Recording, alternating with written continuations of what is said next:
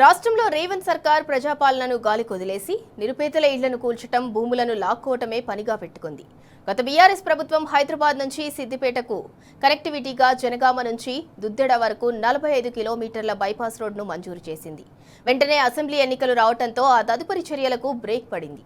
అయితే అబద్ధపు హామీలతో అధికారంలోకి వచ్చిన కాంగ్రెస్ పార్టీ ఫ్లాట్ కోల్పోతున్న 200 మంది బాధితులకు ఎలాంటి నష్టపరిహారం ఇవ్వకుండానే బైపాస్ రోడ్డు నిర్మాణ పనులు ప్రారంభించింది. దీంతో భూములు కోల్పోయిన బాధితులు రోడ్డున పడ్డారు.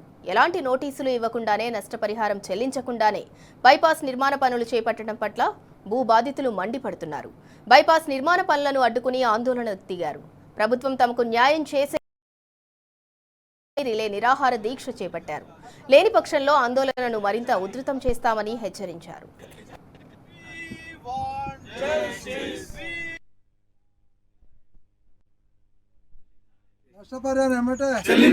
అధికారుల నిర్లక్ష్యం వెంటనే బైపాస్ రోడ్ లో ప్లాట్ కోల్పోతున్న బాధితులను వెంటనే అందరి పక్షాన ఉద్యమాలు వందనాలు తెలియజేస్తూ మీ అందరికి కూడా థ్యాంక్ యూ చెప్తారు.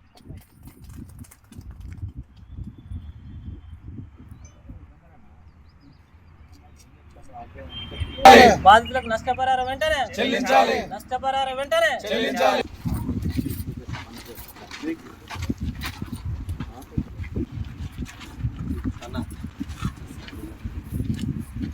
రాజ్యం ఇదే మీ రాజ్యం, దొంగల రాజ్యం. ఇదే మీ రాజ్యం, ఇదే మీ రాజ్యం.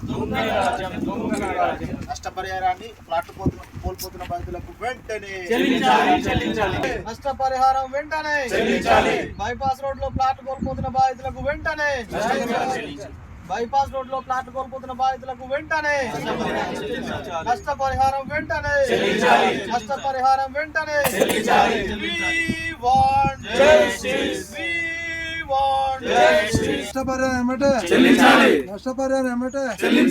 అధికారుల నిర్లక్ష్యం వెంటనే బైపాస్ రోడ్ లో ప్లాట్ ఇక్కడ మేము బైపాస్ రోడ్డు పోతున్నటువంటి సందర్భంలో 365/B లో జనగాం టు సిద్దిపేట వరకు పోయేటువంటి సర్వే రోడ్ లో మా యొక్క ప్లాట్లను కోల్పోతున్నాం. బైపాస్ రోడ్ లో సర్వే చేసిండ్రట, మాకు ఎలాంటి నోటీస్ ఇవ్వలేదు.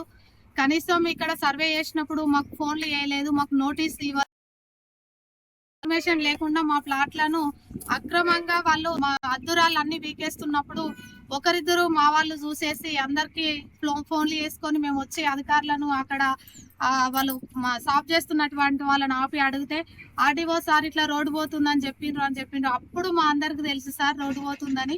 అందరం వెళ్ళి ఆర్డీఓ సార్ని అడిగితే ఏమన్నాడంటే మీకు డబ్బులు వేస్తారు, తర్వాత ముందైతే పనులు చేయనియండి అని అన్నాడు సార్. లేదు సార్ మేము ఇట్లా డబ్బులు వేసినాక చేయాలని మేము అడిగినప్పుడు గత 6 నెలల నుండి సార్ మేము ఆర్డీఓ సార్ ఆఫీస్కు వెళ్తున్నాం, కలెక్టరేట్కు వెళ్తున్నాం, అయినప్పటికీ మీకు డబ్బులు వేస్తామని మభ్యపెడుతూ ఆ రోడ్డు కార్యక్రమాలు చేసుకుంటున్నారు సార్. మేము అభివృద్ధికి అడ్డు కాదు సార్. ఇక్కడ ప్లాట్లు కోల్పోయే వాళ్ళందరం కూడా మధ్యతరగతి వాళ్ళము, నిరుపేదలము, పైసా పోగు చేసుకొని రేపు భవిష్యత్తులో మా పిల్లల చదువుల కోసము మేము ఇక్కడ ఉన్నాం సార్. దుద్దెడకు సంబంధించిన బైపాస్ లో ప్లాట్లను కోల్పోతున్న బాధితులు చేస్తున్న రీలే నిరాహార దీక్షకు ఎంఆర్పిఎస్ సంపూర్ణమైన మద్దతును ప్రకటిస్తా ఉన్నది. మీకు న్యాయం జరగాలని చేస్తున్న ఈ పోరాటంలో న్యాయం జరిగేంత వరకు మీ వెంట మేము ఉంటామనే విషయాన్ని స్పష్టంగా మీ అందరికీ గుర్తు చేస్తున్నాం. భవిష్యత్ అవసరాల కోసం పైసా కూడబెట్టుకొని అని చెప్పి కష్టపడి పెట్టిన ఫ్లాట్లను ఈరోజు అధికారులు, అదేవిధంగా ప్రభుత్వం సంబంధించిన కొంతమంది వ్యక్తుల ఆదేశాల మేరకు ఈరోజు వాళ్ళ విలువైన ప్లాట్లను నిర్వీర్యం చేస్తూ వాళ్ళకున్న ఆస్తిని కూడా గుంజుకునే విధంగా బలవంతంగా అధికారులు ఈ ఫ్లాట్ల మీదకి వెళ్ళి బైపాస్ రోడ్ వేస్తూ అన్యాయం చేస్తున్నారు అనే విషయాన్ని స్పష్టంగా మేము గుర్తు చేస్తున్నాం. న్యాయంగా ఈ ఫ్లాట్లు మావి అని చెప్పి దీక్ష చేస్తుంటే ఎందుకు అధికారులు స్పందిస్తలేరో సమాధానం చెప్పాల్సిన బాధ్యత ఉన్నదనే విషయాన్ని కూడా మేము స్పష్టంగా గుర్తు చేస్తున్నాం. తక్షణమే ఈ బాధితుల పక్షాన నిలబడాల్సిన అవసరం మీ మీద ఉన్నది. మరి ఎందుకు మీరు నిర్లక్ష్యంగా వ్యవహరిస్తున్నారో సమాధానం చెప్పాల్సిన అవసరం ఉన్నది.